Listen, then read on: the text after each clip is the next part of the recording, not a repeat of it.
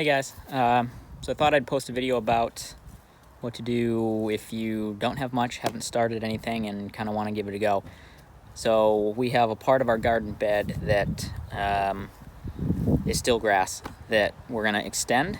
So I want to show you kind of what you can do now if you don't have that many supplies, or if you might just have a shovel in the garage and you say, hey, I kind of want to get a garden started, so what can I do? So kind of look at what we got here. So we kind of already have our existing garden beds here. So they're in a kind of rectangular pattern off the house. So we kind of have rows coming. What we had previously done is kind of cut it off so that we could access the basement door. But what we're going to do this year is we're going to actually expand the beds a little bit. So we're going to actually expand into this area. So the first thing that you could do is I found some kind of just bamboo stakes that I had lying around, and you kind of want to map out what you want to do. So what we've done is kind of staked where we think we want the rows to go.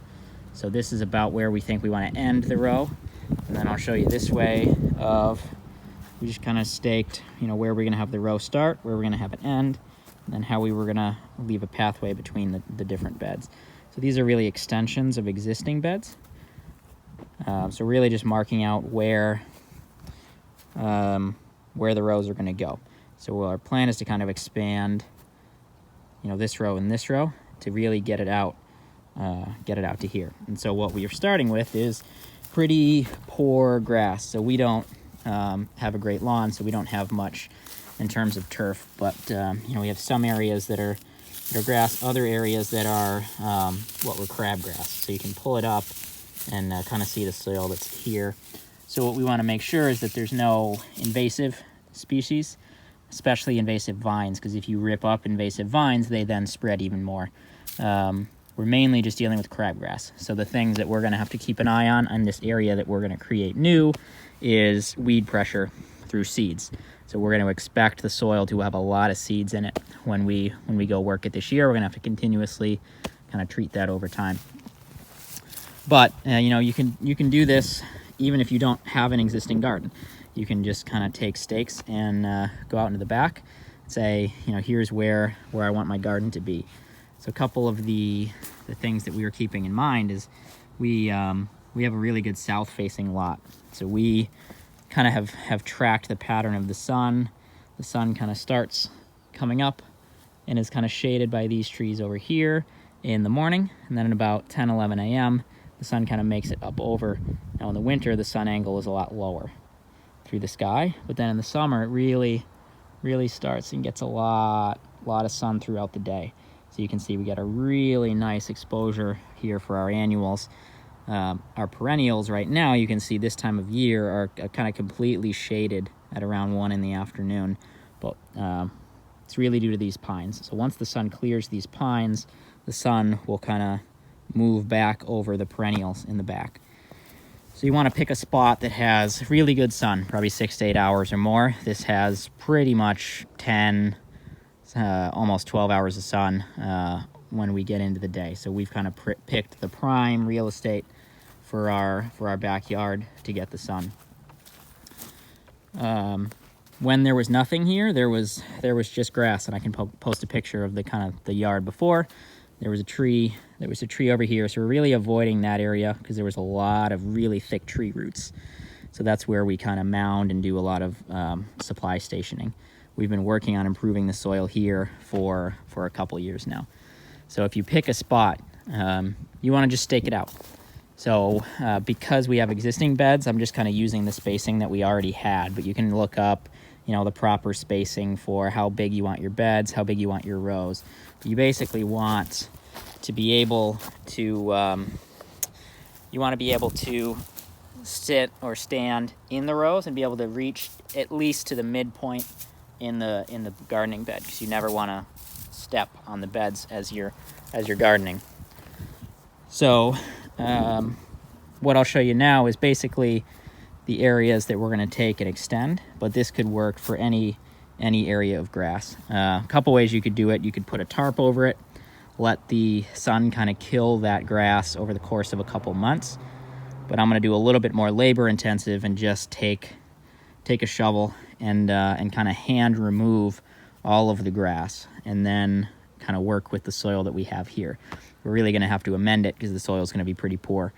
But at the very least, we'll get rid of the grass and give us kind of a clean area to work with. So I'll show you that now.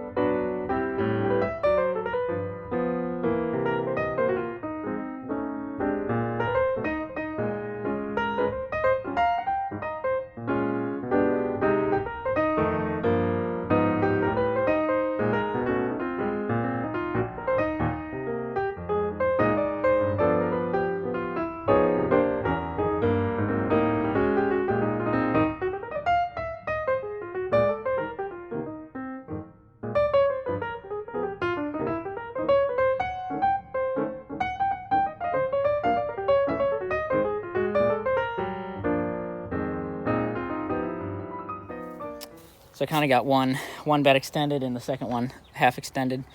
So what I'm going to continue to do is pretty much I got rid of all the root matter, all the things that I didn't really want to come back, and kind of got the soil the way I needed to be. So you really don't want bare soil. So I'm going to have to protect this in some way. And there's still a lot of debris and kind of grass matter in here. And I also need to kind of take care of the other side of this bed. So this can kind of over time turn into a garden bed. Soil is also very poor. It's mainly just dirt. I want to build the organic matter. So I'll mend some of the soil and probably plant a cover crop to try to get the soil to grow a little bit microbial activity, and then plant maybe beans or peas or something that fixes nitrogen in the soil the first year, probably in these two beds. And then over time can start to plant different things and transplant different types of plants in them over the course of time.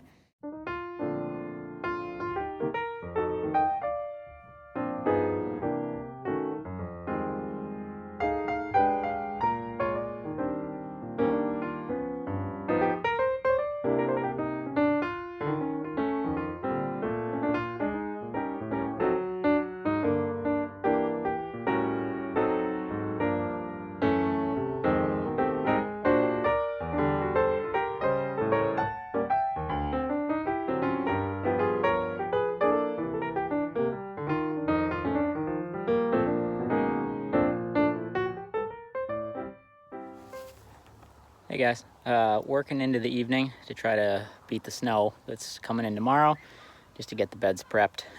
So you can see, got the two new beds prepped. So don't get distracted by the rest of the garden out there, but this started this morning as grass. So we got it set up, we got the soil turned over, we got the grass removed.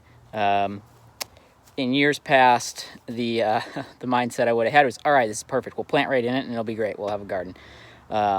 Soil health is now the number one thing that it's we amended some of the soil with some of the chicken manure, but it's definitely going to need a lot more work, especially the weed pressure. There's going to be a lot of weed seeds that we just mixed up into there that we're going to need to keep down. So my guess is this year it'll be a lot of kind of maintaining that weeding, and then especially kind of at the edges between the wood chips and the soil, there's definitely going to be a lot of weeds that come in there. So that'll just be something we'll have to maintain over the course of the year, but we successfully doubled the size of two of our beds, so we'll be able to expand our production once we get going. So hopefully the small encouragement of our expansion kind of shows you what you can do to start from scratch, because this could have been an empty spot, and then you're left with two small little plots and about 4 hours of work. So that's it for now. I'll pack up and see you guys later.